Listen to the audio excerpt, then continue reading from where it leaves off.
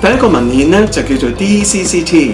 咁佢咧就嚟自美國同埋加拿大嘅醫學文獻嚟嘅，咁佢十分之有地標性，地位都好高㗎。咁咧喺1983年至到1993年，佢用咗10年嘅時間完成咗呢個名為糖尿控制與併發症試驗。咁咧個名咧就叫 Diabetes Control and Complications Trial， 簡稱 DCCT。咁 DCCT 咧，佢展示咗咧原來持久嘅血糖正常化咧係可以減低微絲血管嘅併發症㗎。咁咧可能你聽到咧嘅話咧，你一頭霧水微絲血管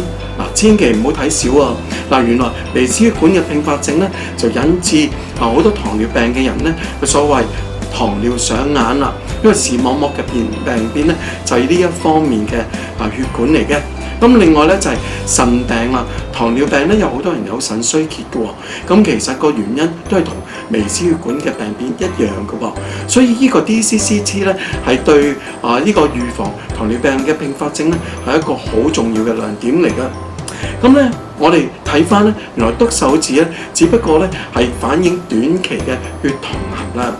咁反而咧有一個新嘅字咧叫做糖化血紅素 A1C。咁可以講俾你聽，佢個持久嘅血糖控制。